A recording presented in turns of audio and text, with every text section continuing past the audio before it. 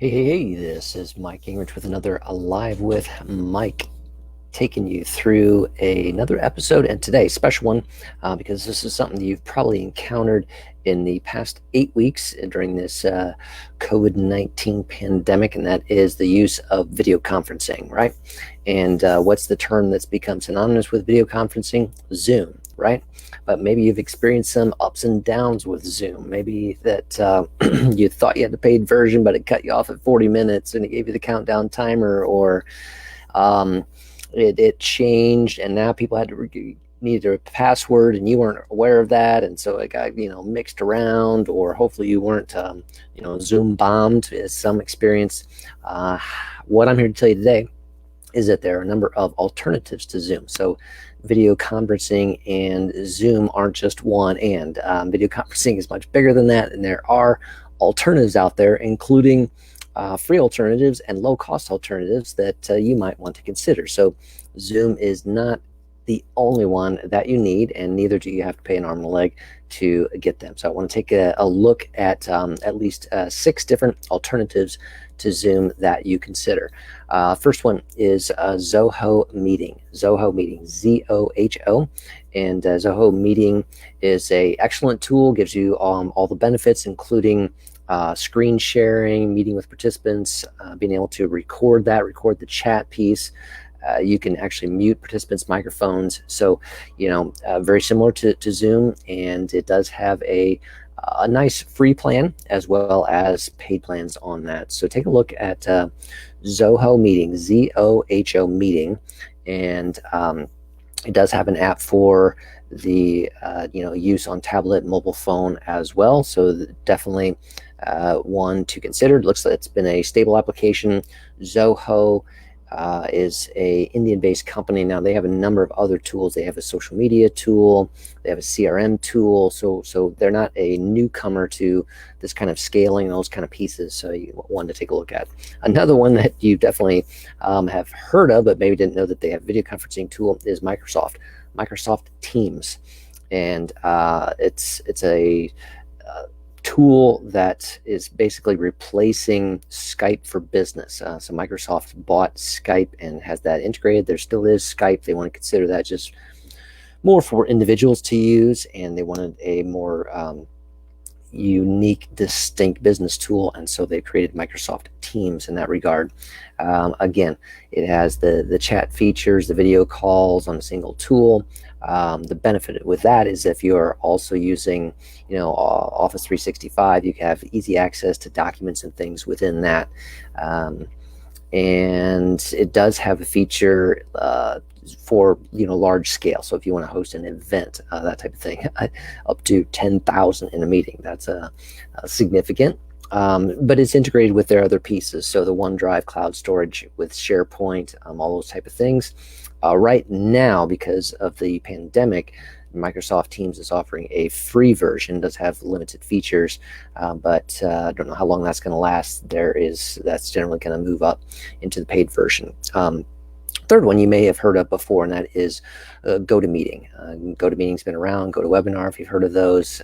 Again, similar to Zoom, and you can have up to 150 to in paid versions up to 3,000 people on a video conference there. The platform allows you to host video conferences directly from your mobile device as well as your PC, and there are 3 plans with differing features, differing recording options within that. So GoToMeeting is definitely there. I would say it's a little bit more more expensive than Zoom or Zoho, that type of piece there. So you have to take that into consideration. Google is moving into that realm, adjusting. They had Google Hangouts before. Now it's Google Meet is coming into there. And this is a integrated feature within G Suite. If you use Google for your email, then this can be a good one for you, just like Microsoft Teams for the Outlook Microsoft users in that regard. It's definitely easy to use within there. You can invite people to the meeting, and integrates again with the Google Suite, so you can invite them from Google Calendar, which is a nice tool, and there's interactions with Google, the instant messaging, Google Drive for document sharing, that type of piece there. So Google Meet is a option, an alternative to Zoom as well. That's our fourth one. Fifth one then is a tool called BlueJeans. BlueJeans is most widely known for being able to live stream like I'm doing here to a Facebook page through that platform. I'm using StreamYard for mine here. However, that's how BlueJeans got into the game. But they also then have a video conferencing option within that. So BlueJeans, just like your BlueJeans, you can use BlueJeans app and take a look at that one. There's the ability for chat features, but also within that there's a private chat feature, so you can do kind of a couple people within a larger group.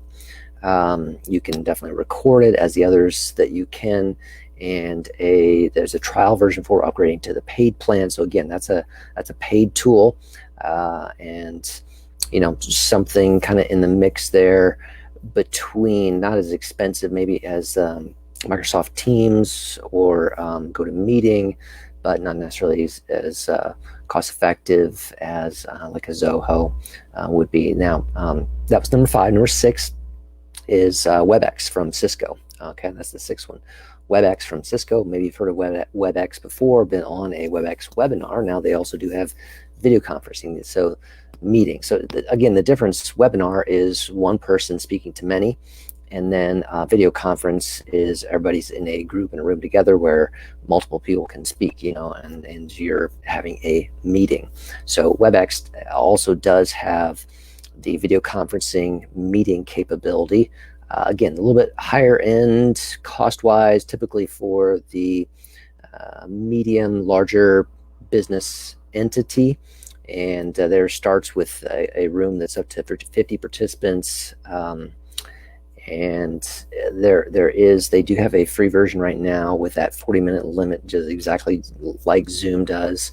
And then they do have the paid upgrade plan. So those are 6 alternatives that you can take a look at to Zoom. So Zoom is not the only one. I was just on a Zoom last night where the person that initiated the meeting thought that they had a paid account, and we got the timers, as soon as we started, and 40 minutes into it, I got the 1 minute countdown, and then it shut it off, and we had to start again.